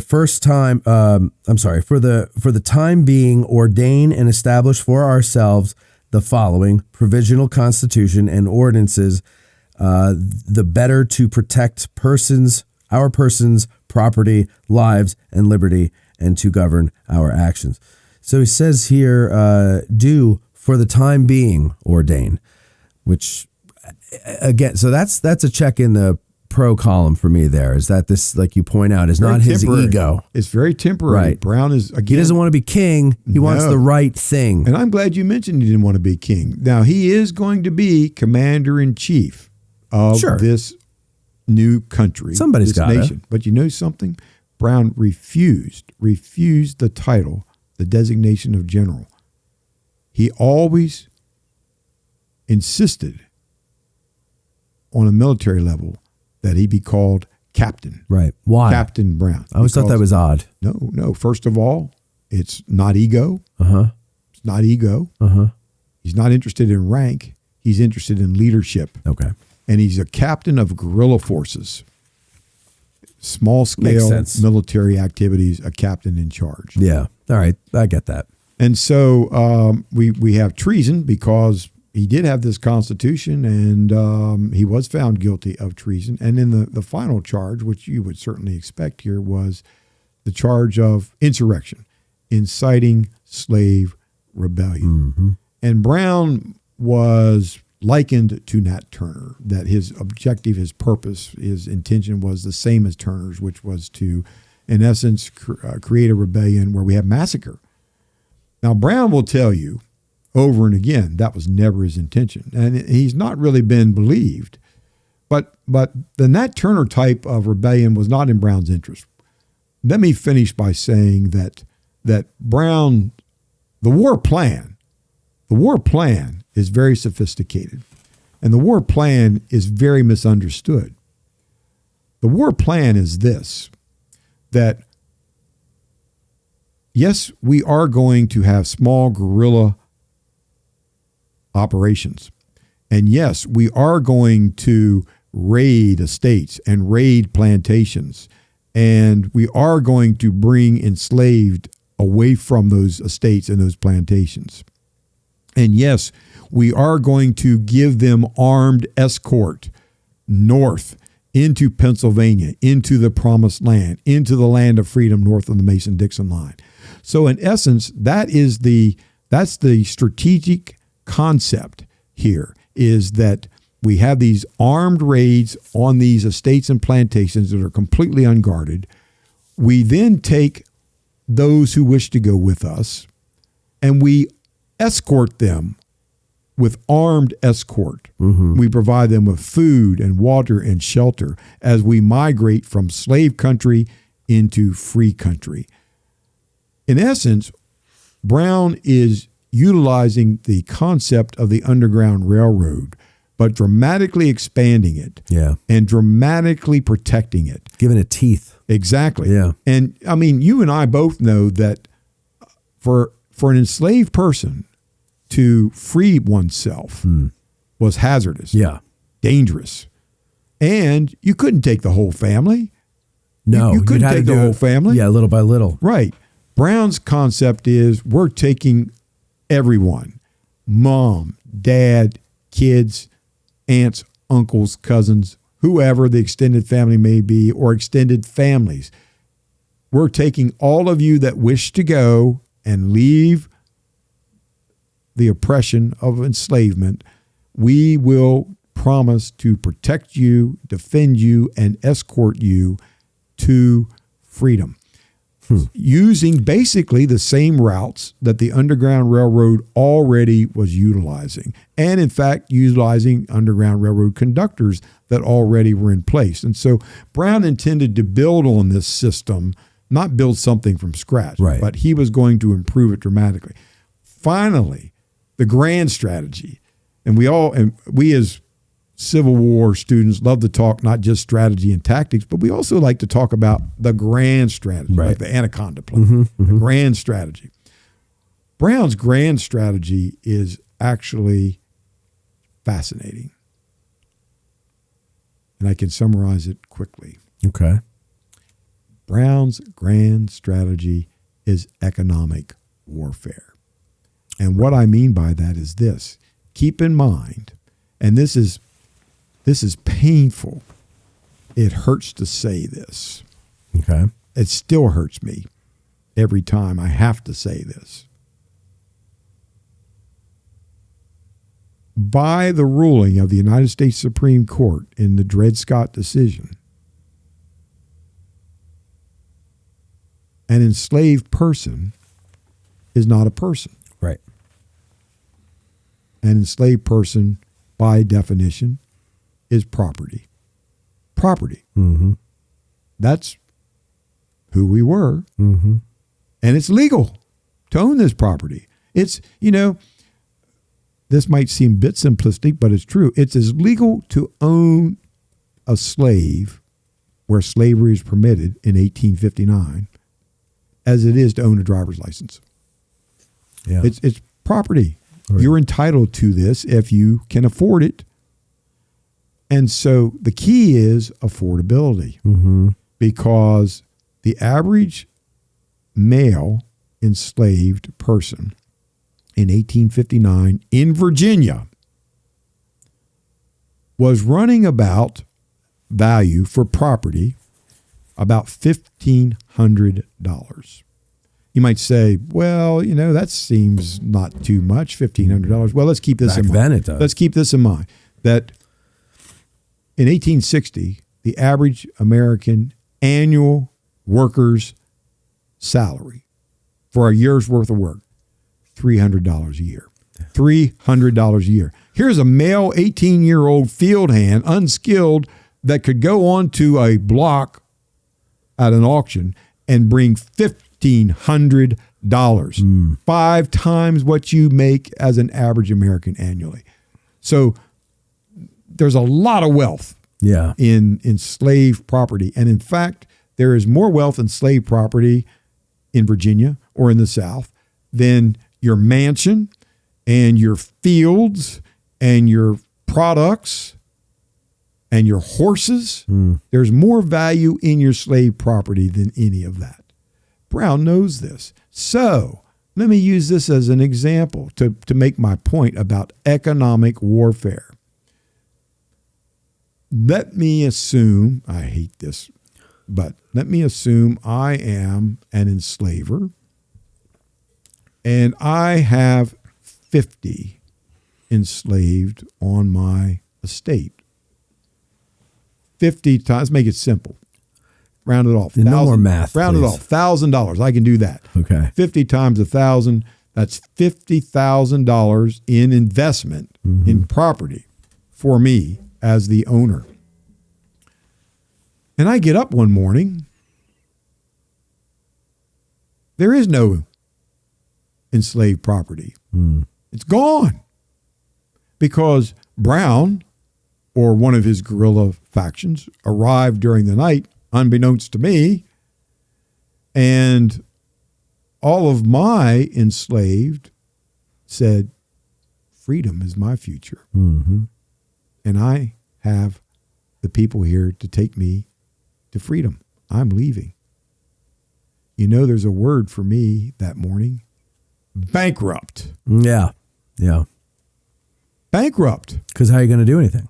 Not only that, but I guarantee you, as we do today, I leverage the value of my property to buy other things. And now I can't pay it back because I lost all my leverage. It's gone. Yeah. It's brilliant. Yeah. And what happens is, think about the panic of a stock market crash. So people are investing, and all of a sudden, bam. And then because people panic, the values are going down, and you sell while values are going down. Not very wise, right? But you don't want to lose more money, right. So you get out. So think about the repercussions of one night 50 are moved and gone. And the community's going to hear about it. And then you don't know where they're going to strike next. So you got that terror factor. And even though you're not killing anybody, you're just removing people. The terror is, I don't have any money anymore. I don't have the comfort I had. I don't have the living. I don't have the quality of life. I don't have my culture. Yeah. It just left. It's It gone. walked away. And interesting enough, Frederick Douglass loved this plan. Frederick Douglass and Brown conceived this plan. Literally, Douglass says, if a slave has 2 legs and can walk away, he or she will. Right. Yeah. We didn't mention Douglass, but John Brown wants him to join him on this plan. I mean, he's not really keen on it, on the violent part, right? I think Douglass is wise in this respect. There's no greater voice in the United States at that time as an African-American voice than Frederick Douglass. Right. He's got his own newspaper. He's got a tremendous following. People listen to him, even if they may disagree with him. But he's really quite the spokesperson as an African American to bring about revolutionary change. And think about this: Brown succeeds often because of what's written in newspapers. And newspapers were the only form of social media. Right. The only form of mass media. And so I think the reason Brown did ask him to join him, Brown asked him to go to the front lines with him, not so much as a soldier, but symbolically. Here's Frederick Douglass. You've all heard of Frederick Douglass. You may not have heard of John Brown. Brown is white. And so a guerrilla faction may show up one night, a bunch of white people, and say, follow me, I will lead you to freedom. And you may scratch your head and say, really? What kind of trap is this? Frederick Douglass shows up and says, I'm Frederick Douglass, follow me. So this was Brown's thinking, that Douglass would help bring about that energy needed at the front and that also that credibility that he needed at the front. And Brown did have African-American warriors with him at Harper's Ferry. There were a total of 5 that were with his group of 21 total available for his original guerrilla army. So Brown was well aware, and he intended to recruit African Americans and train them in this guerrilla warfare and have them become frontline soldiers. Brown was way ahead of his time in this respect. He truly believed that the African American was equal to the white. He believed that. He preached that. He practiced that. He was very far ahead of his time. Very far. Yeah.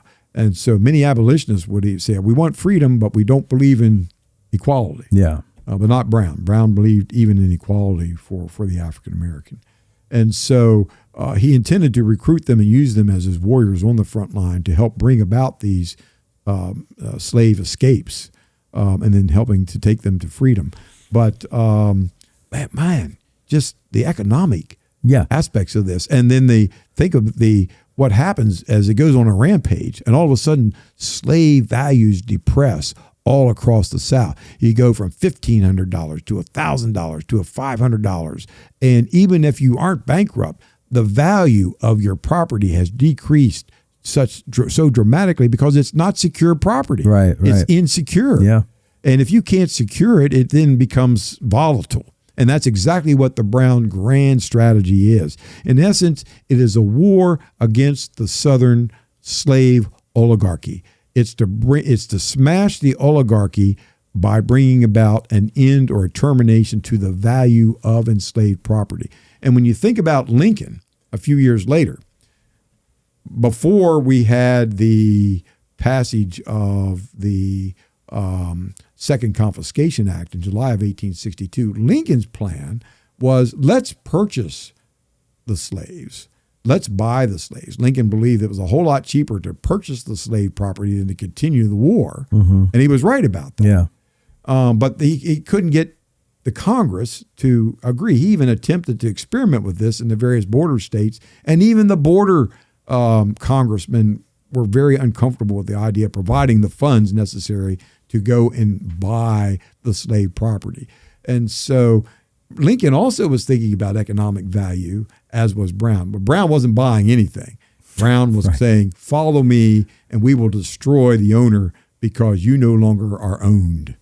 I guess that would be one point that I would move over to the not crazy column, because I don't know if a crazy person could think like that, or not that they couldn't think like that, but they would think like that, especially when they're heated up. And Brown gets very little credit in my mind as a historian who has studied him for more than half a century. I grew up with John Brown. You're not that old, Dennis. Come on. My backyard was all about John Brown. Oh, yeah, Growing up so near Harper's Ferry, so near the Kennedy farm. My father, in fact, actually brought the Kennedy farm to the current owners who restored it and have saved it and have preserved it. I mean, we are really, my mountain I grew up on, the Elk Ridge, with all the charcoal roads, they were all part of the Underground Railroad system. Okay. So South Mountain, where the Appalachian Trail runs today, is part of the Underground Railroad system. That's my home. That's where I grew up. It's in your blood. It's literally, yes. And so, you know, I really feel that this economic plan of Brown's was brilliant. And again, Douglas was a big supporter of it. And I talk about it in Confluence. Well, I actually use words that Douglas has in support of this plan, you will see in Confluence, where you will not find typically anywhere else. And then again, I want to emphasize as we finish up the war plan, this could have worked. This could have worked. That was one of my questions. So you think that it could have worked? Yes, absolutely. This isn't crazy. There's nobody guarding Harper's Ferry. The weapons are there to be taken. That part could have worked. Yeah. The weapons are there to be taken. Get in, get out. Nobody even needs to know you've been there, literally, except for perhaps a watchman that says, I don't know who these people were. They showed up with guns and we were missing some guns. I don't know where they went, but they're gone. They don't know there's no indication of what this is all about.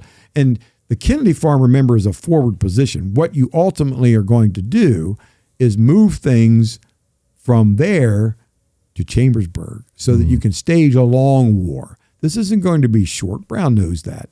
He knows that this is going to take a long time. And so Chambersburg becomes his refuge, his place of safety, Pennsylvania, to conduct this war out of Franklin County. Franklin County is a hubbub of Underground Railroad activity. And there's a lot of conductors in Franklin County, Adams County. We all know that. And so this is a great place for Brown to stage this war. So we have these intermittent strikes into the mountains of Virginia and Maryland and North Carolina. And Brown doesn't have to go very far. Virginia itself is the largest of the slaveholding states. Just by creating complete chaos, economic chaos in Virginia, it could potentially have a domino effect throughout the rest of the South. So the idea is Chambersburg is your base, and you would run down into slave states, rescue some people, get them back up, continue to do that, and then hopefully people would free themselves and find your men. Possibly. But you probably have agents down among the people as well. So do you think that could have worked? Well, because it sounds a little. It's impossible to determine whether or not the guerrilla warfare itself would have worked. The plan, the scheme, the idea, just in Jefferson County, a border county on the Potomac River, Berkeley County, where Martinsburg's located today, Loudoun County next door, where Leesburg is located. If you just operated in those three counties, there are thousands of enslaved people just in those three border counties. And keeping in mind that Maryland itself is a slave state. Right. So we have Washington County, Frederick County, Carroll County. Maryland's very narrow. Yeah. It doesn't take long to get through Maryland. Nope. And so the distance between enslavement and freedom is small, tiny, narrow. And so Brown doesn't have to go into the depths of Georgia and Louisiana and Mississippi and North Carolina. He doesn't have to go very far to create this literal economic chaos. Yeah. But he can just operate literally on the border. Because it'll shake the confidence of slaveholders elsewhere. Right. And isn't that really kind of, well, I'm no economist or investor, but isn't that kind of what investing is sometimes confidence? Yes. You know? So because people lose confidence when the money's being lost. Right. And that's why we have the panics. Right. Exactly. So I'm not going to invest in slaves if they can just run off. Exactly. Yeah. And that's what Frederick Douglass's perspective Pretty was. smart. So just to finish up with Douglass, I think Douglass said, I don't want to go to the front because I can do you better from the rear. Mm-hmm. I can be your journalist. I can be your press promoter. I can tell your story through the masses, through the newspapers. I can make you a hero. Yeah. And well, not so much make you a hero, but make people aware Okay. that this is what's happening. And Douglass saw his role as the journalist being more important than being a warrior or a fighter on the front lines. So John Brown captured, tried, convicted. But between his conviction and his hanging, he's got some time to kind of set the record straight. Yes, right? And that's what we'll be discussing in the tavern. Yes. We'll be talking about the aftermath of the assault, the attack, and what happens during that very short period between the day that he is sentenced, November the 2nd, 1859, and the day of his execution, December the 2nd. Mm-hmm. There's going to be only a 6-week period, Matt, quick justice by the Virginians, between the time of his capture and his execution, 6 weeks. But it is a transformative 6 weeks. There is no sensation at that time, no sensation in American history that was more sensational than John Brown. He truly was the front page newspaper news all across this country. It was literally like taking television and social media and radio and putting it all together into a newspaper. Nobody could ignore John Brown. Everyone was talking about John Brown around their kitchen tables or their dining rooms in the evenings. Brown had forced the nation to confront slavery. No longer could it ignore it. There was no way out. There was no escape. Brown brought slavery into your home, regardless of where you lived, through the newspapers. And so let's finish with this, two things. First, I said that John Brown, Abraham Lincoln never gets elected without John Brown. Yes. And think about this. What happens in Republican politics for the election of 1860 and Democratic politics, and especially on the Democratic side. My argument is that Lincoln doesn't get elected if the Democrats remain unified. They don't remain unified. Mm-hmm. They were so disunified, in fact, that they actually created two Democratic parties, and they actually had two candidates in the 1860 election, and that split the Democratic vote terribly. Yeah. And so we have four candidates running in 1860. There's an independent party also, and then there's Lincoln and the Republican Party. But the Democrats just ate each other alive. And it was really ugly in Democratic politics. It was fractional, it was sectional based on what had happened with John Brown. And so the Southern Democrats went one direction, the Northern Democrats went the other direction, and the ultimate direction was Abraham Lincoln in the White House. Right. John Brown foisted the Republicans into the White House in the 1860 election. He was still very alive in the discussions. Okay. And then Lincoln's election led to the Civil War. Didn't take long before South Carolina secedes. And then finally, let's look at Brown's last moments. So it's December the 2nd in Charlestown, where he's been tried and convicted. He's been in jail in Charlestown. Virginians considered themselves very civilized. They considered Brown the abolitionist barbarians. Right. And that's the word they used to describe them. They considered Brown and the abolitionists as invaders, and that's a word they used to describe them. And so Brown, they can't wait to get rid of Brown. But there were some that cautioned that the noose was not the answer. There were some level heads in the North that were very concerned about martyrdom and very concerned about what the ramifications would be in the South, that this would unify the South, that the best thing to do with Brown would be to make him a miserable felon, that's a quote of some of the newspaper editors, and put him in a penitentiary to rot. As opposed to execution. Yeah. And one of my favorite quotations that I've read in a period newspaper comes from, and I have this quotation in Confluence, comes from the New York Journal of Commerce, which is the predecessor of our famous Wall Street Journal. Mm-hmm.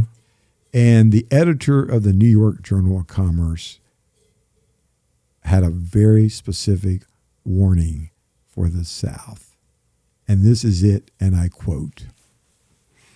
Remember now, a northern newspaper editor warning the South.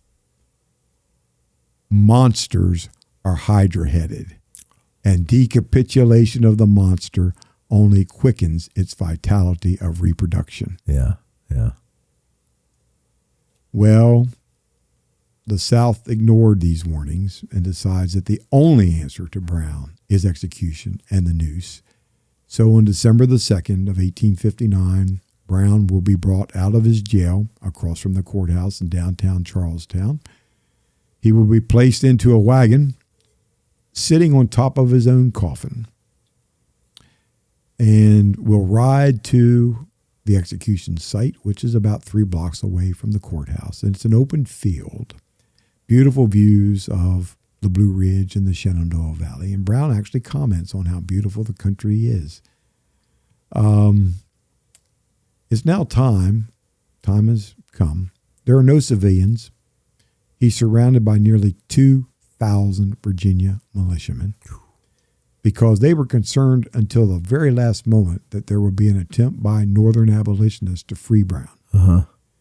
And so the governor's called out the militia. That's why Thomas J. Jackson is there with the Virginia Military Institute artillery. Okay. It's Jackson's artillery, his guns that had every approach to Charlestown covered, with his guns looking outward on those avenues. Uh-huh. John Wilkes Booth is there on that day. He Right. joined the Richmond militia, the Richmond Greys, and witnesses the execution of Brown. And so just before Brown is... was the Hamtramck Guards there? Yes, Shepherdstown. Was, do we know, was Wesley Culp there? Of Well, he was a Gettysburg fame? member of the Hamtramck Guards, which I know. became Company B, 2nd Virginia Infantry. And, of course, we know Culp's story from Shepherdstown. I don't know. The Hamtramck Guard was an organized militia unit. They responded to John Brown's attack at Harper's Ferry. They were there at the execution. Whether Culp himself was, I'd say likely. Yeah. Highly likely. Don't know for sure. I don't have a roster, but likely. Yeah. Okay. And so just before Brown ascends the scaffold, he pulls a note out of his frock coat to give to his jailer. And he and his jailer actually had befriended each other. They'd gotten to know each other pretty well over the last few weeks. And they had respect, a mutual respect for each other. Brown was treated well in prison, and the jailer thought Brown was a model of bravery as he was about to face his certain execution and what the jailer thought was certain hell. You're going to hell. Brown didn't think he was going to hell. Brown was convinced that God was truly on his side. Yeah. And God now was going to take him home, and that he would be at home with his God. And so Brown was very comfortable, showed no nervousness, no anxiety, was ready to go and be with his God. And he handed the jailer a note. And we have an execution to take place here. He didn't have any time to read that note. Execution occurs. Brown is dead. Afterwards, the jailer, he handed me something. And he decided to look at it. So he pulls the note out of his own coat and reads for the first time Brown's final words. And this is what it says. And I learned these words as a 15-year-old working at Harpers Ferry National Park as a volunteer, hoping someday to be a park ranger, hoping someday to be a historian. I remember these words because keep in mind that the soil of John Brown was my soil, my home.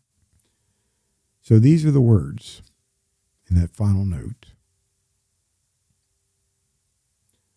I, John Brown, am now quite certain that the crimes of this guilty land will never be purged away but with blood. He was right. That's the end of this discussion, but that was not the end of John Brown. Dennis, I always know when I have a good show on my hands when I am superfluous to the guest. You could have done this all by yourself, and it was great. I loved listening to you tell this story. This is fantastic. Thank you for doing this. I really appreciate for the opportunity to share this with you and your audience. You're very welcome anytime you want. The book is Confluence, Harper's Ferry, and As Destiny. You can get it anywhere, really, right? On Amazon. I got this in the bookshop at Harper's Ferry. I suggest you get it. It's really a great book. I like the way you write it, because it's not all linear. Right. I like that. Get a hold of it. You won't be sorry. Dennis, thank you very much. Pleasure. Thank you. And thank you all for watching.